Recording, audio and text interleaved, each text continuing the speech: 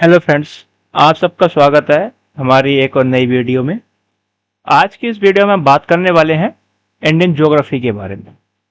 Indian geography में सबसे पहले हम आज जो पढ़ने वाले हैं, आज का हमारा टॉपिक जो होने वाला है वो होने वाला है उत्तर का हिमालयी क्षेत्र। क्या होने वाला है? उत्तर का हिमालयी क्षेत्र। हम हिमालय को पढ़ने से पहले हम ये जानकारी लेंगे कि हमारे जो भारत का भौगोलिक विभाजन है, जो भौतिक विस्ताराकृतियों का जो वर्गीकरण किया गया है, वो कितने तरीके से किया गया है, यानी कि भारत को कितने भागों में बांटा गया है। तो अगर हम उच्चावच संबंधित विशेषताओं के आधार पर भारत का सीमांकन करें, उसका बंटवारा करें, तो हम पाएंगे कि भारत का जो वर्गीकरण है, वो 5 प्रकार से किया गया है। जो भारत का वर्गीकरण अगर हम देखें तो 5 आधारों पर बांटा गया, यानी 5 भागों में बांटा गया। हम देखें तो सबसे पहला है उत्तर का हिमालयी क्षेत्र। और दूसरे की हम बात करें तो हमारा प्रायद्वीपीय पठारी क्षेत्र, प्रायद्वीपीय भारत। ये मैं आपको मैप में भी बताऊंगा अभी किस तरीके से बांटा गया है, कौन कौन सा भाग हमारा उत्तर का हिमालय क्षेत्र में आता है, कौन सा भाग प्रायद्वीपीय भारत में आता है, और कौन सा भाग हमारा उत्तर का विशाल मैदान।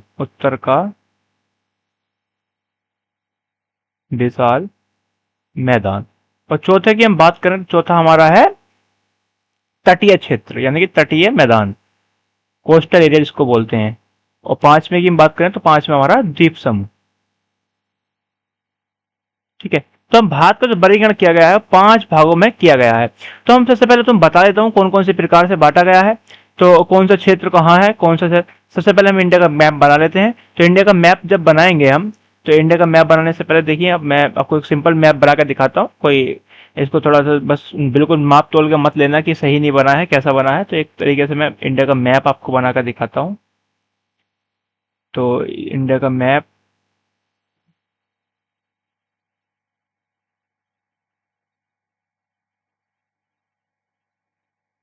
ये कुछ इस तरीके से इंडिया का मैप है। तो मैं सबसे पहले आपको बताऊं तो कौन सा क्षेत्र कौन सा क्या है। देखिए, ये वाला जो एरिया है, जो ये वाला एरिया हम पढ़ते हैं, ये वाला एरिया ये हमारा आता है हिमालय क्षेत्र में। किस क्षेत्र में आता है? ये आता है हमारा हिमालय क्षेत्र में।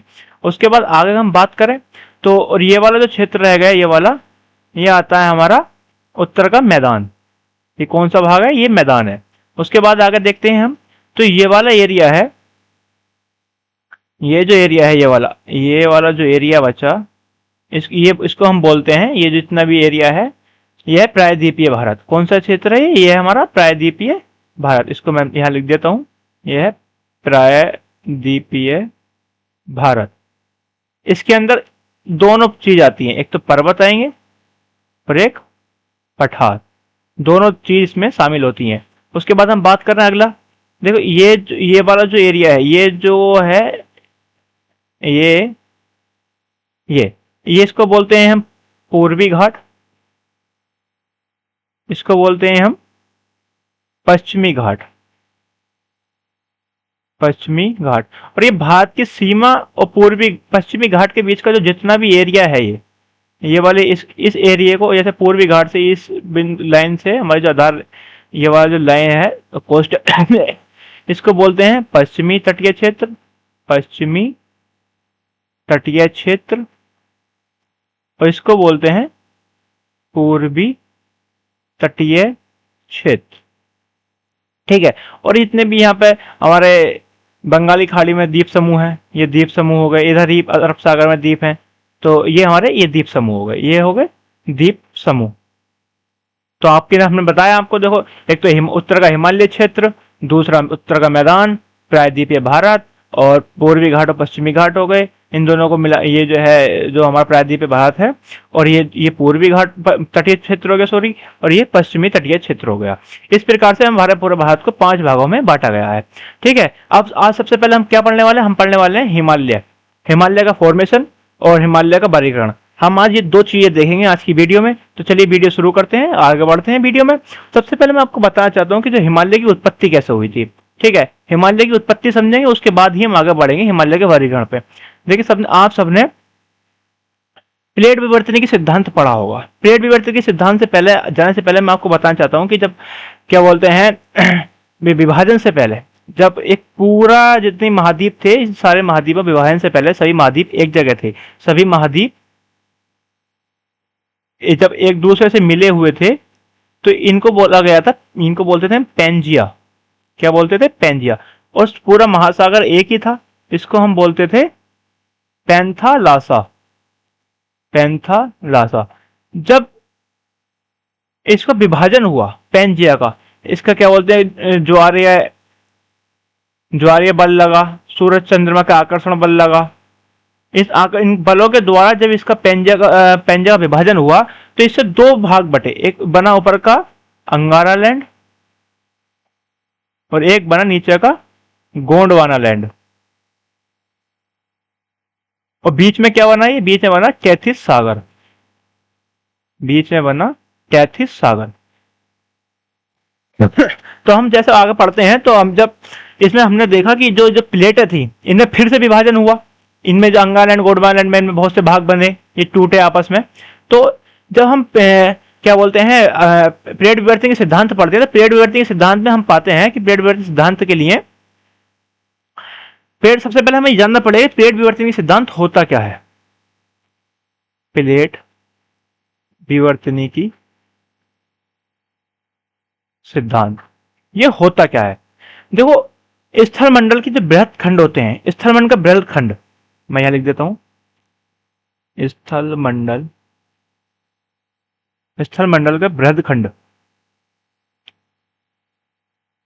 के बृहद खंड को हम कहते हैं प्लेट। ठीक है। और नासा के अनुसार ये प्लेटें कितनी है? 7 बड़ी प्लेटें हैं और 200 छोटी प्लेटें हैं। ठीक है। तो यही जब दुर्बल मंडल के ऊपर जब ये प्लेटें आपस में टकराती हैं तो विभिन्न स्थल स्वरूपों का निर्माण होता है। और इन्हीं स्थल स्वरूपों के निर्माण के अध्ययन को हम क्या कहते हैं? प्लेट विवर्तनी की सिद्धांत कहते हैं।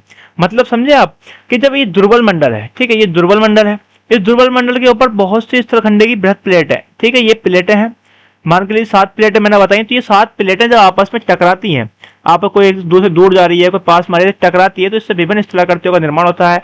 महाद्वीप की मतलब पृथ्वी की सतह पर बहुत से चेंजेस आते हैं। इन्हीं चेंजेस के अध्ययन को हम क्या कहते हैं?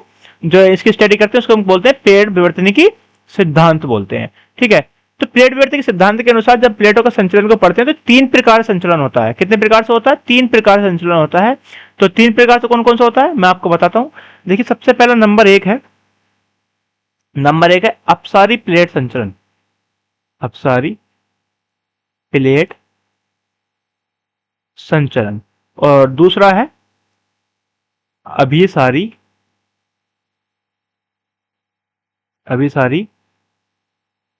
प्लेट संचलन।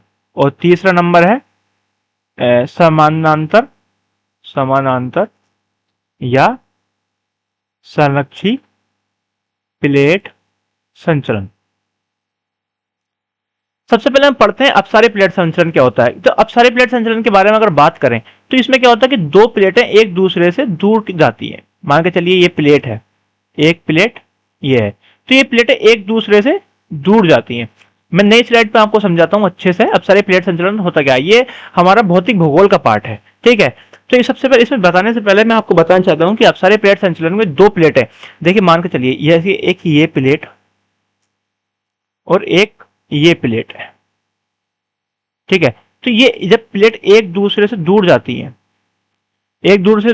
अब आप कहेंगे कि एक दूसरे दूर जा के रही हैं, तो देखिए हमारा जब दुर्बल मंडल है, स्थल मंडल के दुर्बल मंडल है, इस दुर्बल मंडल में हमारा जो है एक हॉट स्पॉट होता है, तप्त स्थल इसको बोलते हैं, तप्त स्थल। यहाँ से क्या होता है, टेम्परेचर बहुत अधिक होने पर, टेम्परेचर अधिक होता है मतलब जो रेडियो एक्टिव पदार्थों का विघटन होता है तो उससे क्या होता है, टेम्परेचर में वृद्धि होती है। तो इसी टेम्परेचर वृद्धि होने से जो मैग्मा का निर्माण होता है, इसे गर्म गलित पदार्थ बोलते हैं। तो ये मैग्मा ऊपर को आरोहण करता हुआ संवहन तरंग के रूप में जब इन प्लेटों के नीचे पहुंचता है तो इससे क्या होता है कि ये एक इस तरीके से जब ऊपर जाकर साइडों में बह लगता है। ठीक है। जिससे क्या होता है, इसका आरोहण होने के बाद इसका अवरोहण होता है साइडों में। तो इससे क्या बोलते हैं, इससे क्या होता है, एक संवहन तरंग की उत्पत्ति होती है जिससे संवहनी बल लगता है और ये प्लेटें एक दूसरे से दूर जाने लगती हैं। ठीक है। दूर जाने से इससे क्या होता है, तनाव मूलक बल की उत्पत्ति होती है। क्या कौन सा बल उत्पत्ति होता है? तनाव मूलक बल। तनाव मूलक बल की उत्पत्ति होती है। तनाव मूलक बल की उत्पत्ति होने के बाद प्लेट में क्या होता है? चटकन की प्रक्रिया, चटकन, दरार, भ्रंशन। ठीक है, जब चटकन होगा और भ्रंश घाटी, यहाँ पर घाटी का निर्माण होगा, ये घाटी चौड़ी होगी, तो क्या होगा? अंदर जो है प्रेशर में कमी आएगी, और प्रेशर में कमी आएगी तो गर्म गलित पदार्थ के निर्माण की जो प्रक्रिया है वो बढ़ जाएगी, और जब बढ़ेगी तो ये मैग्मा और गति से होता हुआ ऊपर की तरफ आएगा और आएगा, और ये जो है गर्म गलित पदार्थ जो होता है ये क्षारीय गर्म गलित पदार्थ होता है, अंदर सतह पर आकर लावा का रूप ले लेता है, और इससे क्या होता है? ये निर्माण होता है इसका महासागरीय क्रस्ट का, महासागरीय क्रस्ट का निर्माण होता है। ठीक है, या इसको हम कटक भी बोलते हैं, कटक का निर्माण होता है, महासागरीय क्रस्ट या कटक का निर्माण होता है। ठीक है, ऐसे ही हम दूसरे बात करते हैं। अब दूसरा नंबर क्या है? अब हम पहुंचते हैं अपने सबसे इंपॉर्टेंट अभिसारी प्लेट सीमांत पर। देखिए, अभिसारी प्लेट सीमांत की इसलिए पढ़ना हमें जरूरी है क्योंकि हम हिमालय की उत्पत्ति के बारे में पढ़ रहे हैं। अभिसारी प्लेट सीमांत, देखिए अभिसारी प्लेट सीमांत क्या होता है? हमने अभी अभिसारी प्लेट सीमांत पढ़ा, उसमें क्या था कि प्लेटें एक दूसरे से दूर जा रही थी। अभिसारी प्लेट सीमांत में देखिए ये दो प्लेटें हैं, ठीक है, ये दो प्लेटें हैं, तो ये दोनों प्लेटें अभिसारी प्लेट सीमांत में एक दूसरे की तरफ आती हैं। देखिए अभिसारी प्लेट सीमांत में तीन तरीके से हो सकता है। कितने तरीके से हो सकता है? तीन तरीके से। पहला, इसमें महाद्वीपीय महाद्वीपीय प्लेट सीमांत या महाद्वीपीय महासागरीय, और एक है महाद्वीपीय महाद्वीपीय, और तीसरा है महासागरीय महासागरीय। ठीक है, तो हम जो पढ़ेंगे, हमें जो हिमालय की उत्पत्ति के संबंध में पढ़ना है वो हमें कौन सी वाली पढ़नी है? हमें पढ़नी है महाद्वीपीय महाद्वीपीय प्लेट सीमांत। तो सबसे पहले मैं बता दूं, जो प्लेट टकराती हैं आपस में तो क्या होता है। देखिए, जब प्लेटें एक दूसरे की तरफ निरंतर गति करती हैं तो जो एक दूसरे के पास आने पर इनमें क्या होता है? जब टक्कर होती है तो एक बल की उत्पत्ति होती है, इसको बोलते हैं संपीड़न बल। क्या बोलते हैं? बल की उत्पत्ति होती है, इसे बोलते हैं संपीड़न बल। संपीड़न बल जब एक दूसरे आएंगे, पास में आएंगे, जब टकराएंगी तो इसमें संपीड़न बल की उत्पत्ति से क्या होता है? बलन का निर्माण होता है, बलन का निर्माण होता है। बलन के निर्माण के द्वारा ही हमारे मोड़दार पर्वत के रूप में, किसके रूप में? मोड़दार पर्वत के रूप में किसकी उत्पत्ति होती है? हमारे हिमालय की उत्पत्ति होती है।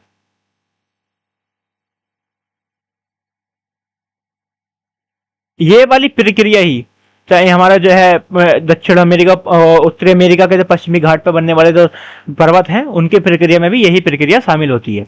ठीक है, अब हम बात करने वाले हैं हिमालय के बारे में। ठीक है, हिमालय का ट्रांसफॉर्मेशन कैसे हुआ? देखिए, जब ये विभाजन हुआ था पैंजिया का और पैंथरासा का, तो उसमें सबसे पहले हमारा जो भारत का भूभाग था, हमारी जो प्लेट थी वो थी इंडो ऑस्ट्रियन प्लेट। ठीक है, इसे किस तरीके से बना देते हैं? इंडो ऑस्ट्रियन प्लेट थी, और यहाँ पे ये यूरेशियन प्लेट थी। ठीक है, ये यूरेशियन प्लेट थी। ये हमारा क्या भाग था? ये था हमारा गोंडवाना लैंड का भूभाग था, हमारा गोंडवाना लैंड का। जब ये गति करती हुई, ये चंद्रमा सूर्य के प्रकाश के मतलब कह सकते हैं आकर्षण बल से, या जो भी ज्वारीय बल था उससे जब गति करी इन्होंने, तो ये ऊपर की तरफ गति करी। ठीक है, तो गति करने जब गति शुरू हुई तो इन दोनों के बीच में ये तो कौन सी प्लेट थी? यूरेशियन प्लेट है, ये है यूरेशियन प्लेट। और ये कौन सी प्लेट है? ये है भारतीय प्लेट, ये है भारतीय प्लेट। ठीक है, तो इन दोनों के बीच में पहले क्या था? एक कैथिस सागर था। क्या था? एक कैथिस सागर। तो जब ये दोनों प्लेटें आपस में टकरा रही से पहले, भारतीय प्लेट और यूरेशियन प्लेट के टकराने से पहले, ये कैथिस सागर की जो प्लेट थी, यानी कि महासागरीय प्लेट और यूरेशियन प्लेट का आपस में टक्कर हुई। ठीक है, जब आपस में टक्कर हुई तो संपीड़न बल की उत्पत्ति हुई। संपीड़न बल की उत्पत्ति हुई, संपीड़न बल से बलन की प्रक्रिया से मोड़दार पर्वत के रूप में हमारा जो ये एरिया था, यूरेशियन प्लेट का जो हिस्सा था, इस पे हमारी ट्रांस हिमालय की उत्पत्ति हुई। किसकी उत्पत्ति हुई? ट्रांस हिमालय की उत्पत्ति हुई। इसीलिए आज भी हम इसको जो है भारतीय, जो भारत का उत्तरी हिमालय क्षेत्र में ट्रांस हिमालय को हम शामिल नहीं करते। ठीक है, अब धीरे धीरे समय बीतता गया, ये बहुत ही लंबी प्राचीन काल से चलने वाली प्रक्रिया थी। जैसे जैसे कैथिस सागर का संकुचन होता गया, संकुचन हुआ तो भारतीय प्लेट और आ गई। भारतीय प्लेट और आते आगे आती गई। तो भारतीय प्लेट जैसे जैसे आगे आती गई तो फिर अंततः क्या हुआ कि भारतीय प्लेट, जो भारतीय प्लेट थी वो यूरेशियन प्लेट से टकरा गई। तो यूरेशियन प्लेट से टकराई तो इसमें जो है वही संपीड़न बल, आप इस ये तो याद करके रखिए, जैसे ही क्या बोल रहे हैं आपस में दो प्लेटें टकराएंगे तो संपीड़न बल की उत्पत्ति होगी, और संपीड़न बल की उत्पत्ति से ही केवल बलन की प्रक्रिया होती है, बलन की प्रक्रिया से ही मोड़दार पर्वत के रूप में हमारे हिमालय की उत्पत्ति हुई थी। तो जब ये प्लेट आपस में टकराई तो पहले से हमारा यहाँ पे ट्रांस हिमालय तो बन चुका था, जब ट्रांस हिमालय बन चुका था उसके बाद क्या हुआ, यहाँ पे बृहद हिमालय की उत्पत्ति हुई, फिर मध्य हिमालय, लघु हिमालय की उत्पत्ति हुई, उसके बाद शिवालिक की पहाड़ियां। ठीक है, इस प्रकार से हमारे हिमालय की उत्पत्ति हुई थी। अब हम कहेंगे कि जो संपीड़न के वो सॉरी ये अभिसारी प्लेट सीमांत है, तो अभिसारी प्लेट सीमांत पर टकराने पर जब आपस में प्लेट टकराती हैं तो क्या बोलते हैं, एक प्लेट का दूसरी प्लेट के नीचे सबडक्शन होता है, यानी कि छेपड़ होता है। लेकिन भारतीय प्लेट की गति, भारतीय प्लेट की गति और घनत्व अधिक नहीं था। ठीक है, इसलिए भारतीय प्लेट का ज्यादा गहराई में छेपड़ नहीं हुआ, और छेपड़ नहीं होने के कारण इसका प्लेट का आंशिक क्षरण भी नहीं हुआ, जिससे कि हमारा जो हिमालय क्षेत्र है, जो हमारे मोड़दार पर्वतीय क्षेत्र है, उसमें ज्वालामुखी प्रक्रिया हमें देखने को नहीं मिलती है। ठीक है, क्या नहीं मिलती है देखने को, याद रखेंगे, ज्वालामुखी प्रक्रिया देखने को नहीं मिलती है। इसका रीजन क्या था कि भारतीय प्लेट के अधिक गहराई में छेपड़ न होने के कारण उसका आंशिक गलन नहीं हुआ। लेकिन इसका भूकंप के क्षेत्र, भूकंप जो हो रहे हैं, ठीक है, भूकंप तो इस क्षेत्र में देखने को मिलेंगे क्योंकि अभिसारी प्लेट सीमांत है।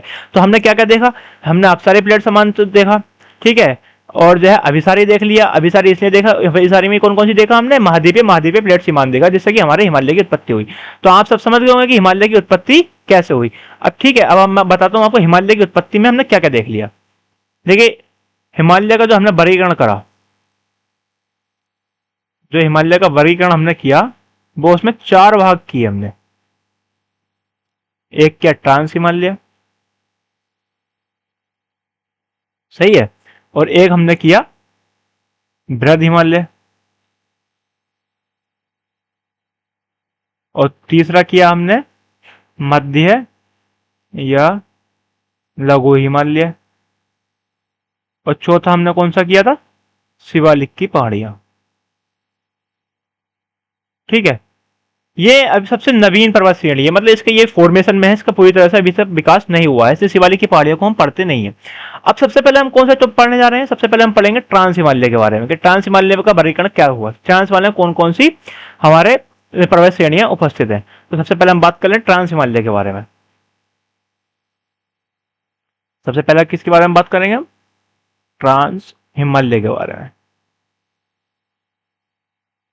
चलिए ट्रांस हिमालय के बारे में बात करें। ट्रांस हिमालय हम चार श्रेणियों का नाम पढ़ते हैं, एक तो काराकोरम, एक पढ़ेंगे लद्दाख, एक पढ़ेंगे जास्कर, और एक पढ़ेंगे हम कैलाश। कौन सी पढ़ेंगे, एक पढ़ेंगे हम कैलाश। ठीक है, तो अब मैं तुमको बताना चाहता हूं कि सबसे पहले अब मैं तुम्हें दिखाता हूं इसकी जो अवस्थिति है, अवस्थिति मैप पे दिखाना चाहता हूं। देखिए ये जो एरिया है, ये जो एरिया है, मैं आपको एक सेकंड, सबसे पहले मैं आपको दिखाना चाहता हूं ये हमारा जो एरिया है, ये वाला, ये जो एरिया है ये हमारा लद्दाख का एरिया। ठीक है, तो सबसे पहले हम इसे बात करें तो ये पड़ेगा हमारा काराकोरम में, ये गया काराकोरम। कौन सी है, काराकोरम। ठीक है, इसमें कौन कौन सी चोटियां पड़ती हैं, एक मिलती है K2, इसको गोडविन ऑस्टिन भी बोलते हैं, क्या बोलते हैं, गोडविन ऑस्टिन, गोडविन ऑस्टिन। उसके बाद इसमें मिलती है हमें ग्रेसर ब्रह्म, ग्रेसर ब्रह्म। एक मिलती है माउंट राकापोसी, नाम याद रखेंगे कौन कौन सी, एक तो K2 यानी गोडविन ऑस्टिन, एक ग्रेसर ब्रह्म, और एक माउंट राकापोसी। इसे एशिया की रीढ़ भी बोला जाता है, एशिया की रीढ़ भी बोला जाता है, क्योंकि तीव्रतम ढाल वाली चोटी है। ठीक है, तीव्रतम ढाल वाली चोटी है। उसके बाद हम काराकोरम देखा, उसके बाद हम देखते हैं यहाँ पे ये मिलेगा लद्दाख, उसके बाद जास्कर। कैलाश मिलता है तिब्बत में, ये कौन सी है, ये काराकोरम हो गया, ये होगी लद्दाख, ये हो गई जास्कर, और ये हो गई कैलाश। देख कैलाश को हम जो ये क्योंकि तिब्बत में होने के कारण इसको हमको हम हिमालय के क्षेत्र में नहीं मानते, मतलब भारतीय हिमालय के क्षेत्र में इसकी हम जो है गिनती नहीं करते हैं। ये तिब्बत में देखने को मिलता है। तो काराकोरम हो गया, लद्दाख हो गया, जोस्कर हो गया। काराकोरम लद्दाख को जो अलग करता है वो करती है सिंधु की सहायक नदी सियोक, ठीक है। और लद्दाख और जास्कर को जो अलग करती है वो करती है हमारी सिंधु नदी। ये भी बात आप याद रखेंगे। उस अब ट्रांस हिमालय के, अब ट्रांस हिमालय कुछ हम क्या बोलते हैं, इसमें हमारे वो भी होते हैं, क्या बोलते हैं, ट्रांस हिमालय में हमारे जो है जो काराकोरम श्रेणी है, जो काराकोरम श्रेणी है, इसमें कुछ ग्लेशियर देखने को मिलते हैं। कौन कौन से ग्लेशियर है मैं उनके नाम बता देता हूँ। एक है सियाचिन, एक है बियाफो, एक है बाल्तरो और एक है हिस्पर। कौन सा है? हिस्पर। तो ये कुछ हमारे ग्लेशियर हैं, इनका भी आप नाम याद रखेंगे। अब काराकोरम में पड़ने वाले कुछ मैं आपको वो बताता हूं, क्या बोलते हैं दर्रे, जो ऊपर की साइड हमको देखने के मिलते हैं। देखो एक यहां पे मिलेगा हमें, ये तो काराकोरम,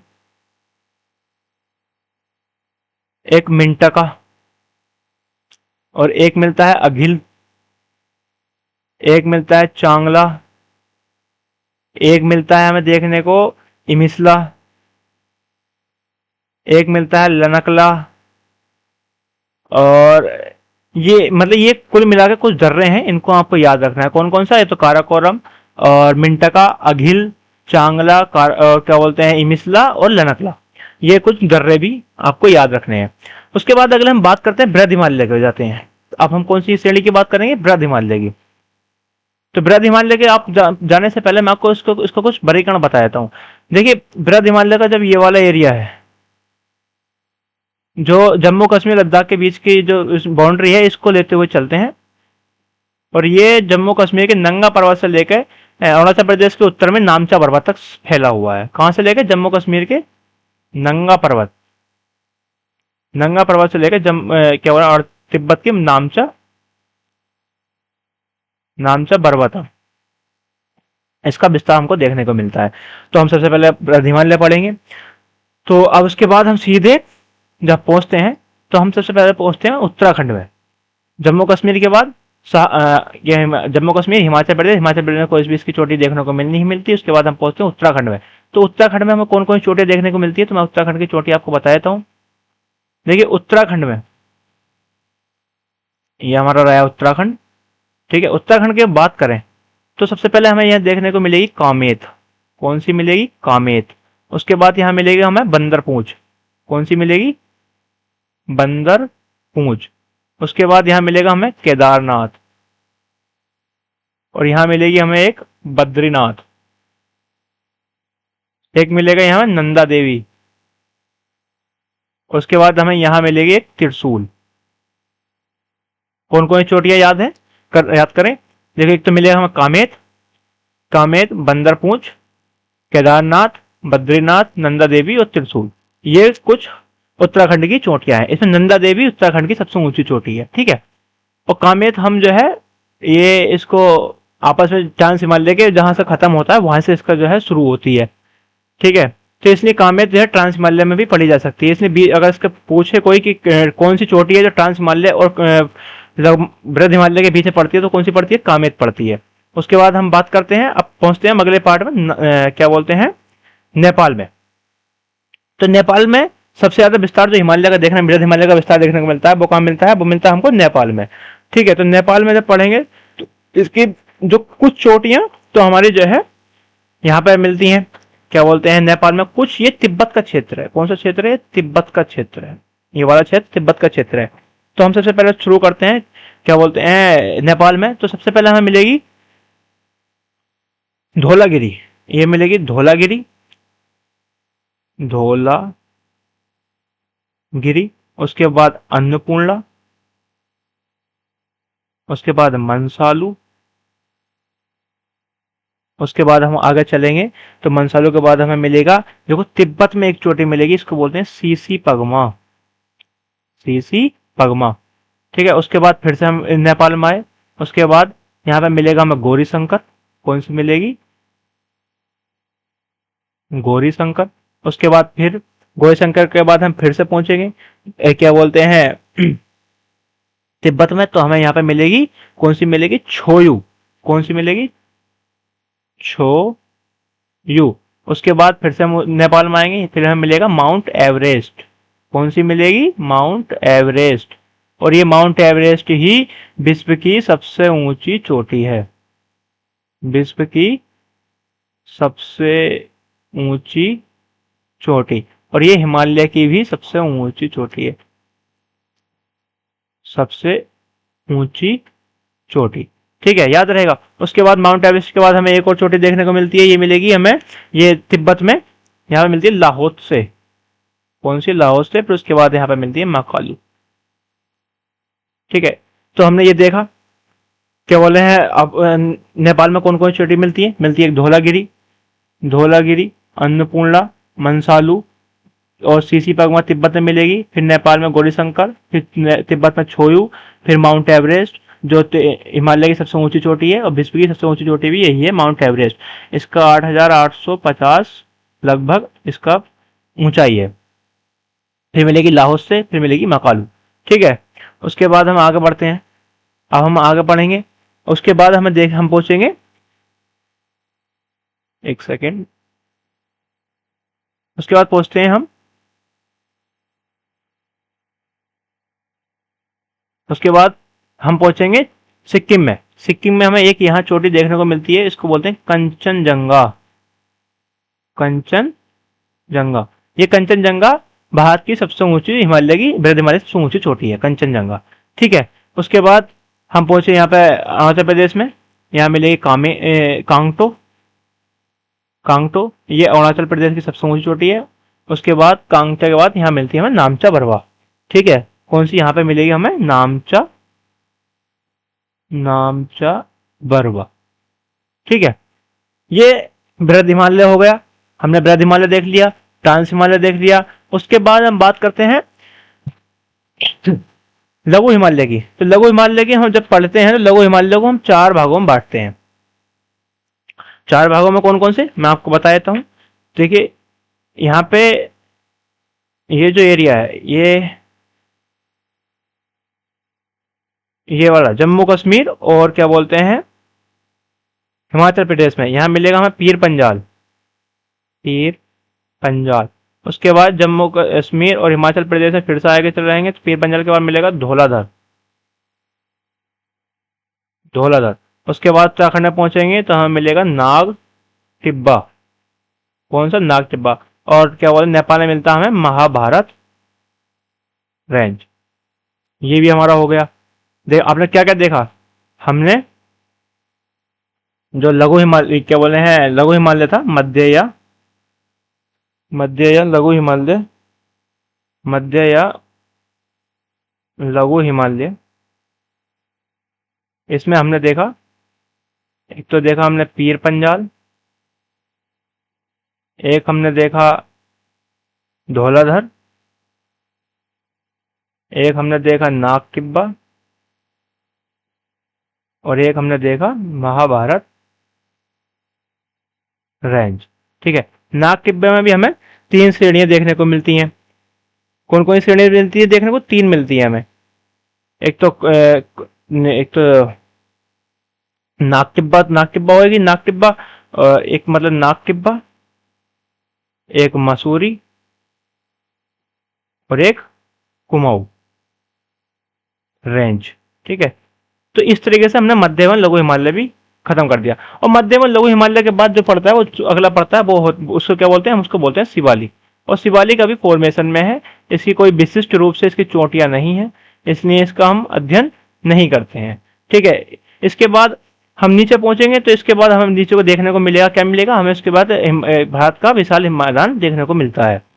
इस प्रकार से हमने हिमालय पढ़ लिया। अब पूर्वोत्तर हिमालय है, एक दूसरा टॉपिक और है पूर्वोत्तर हिमालय, उसको हम अगली वीडियो में कवर करेंगे। आज की वीडियो में सिर्फ इतना ही।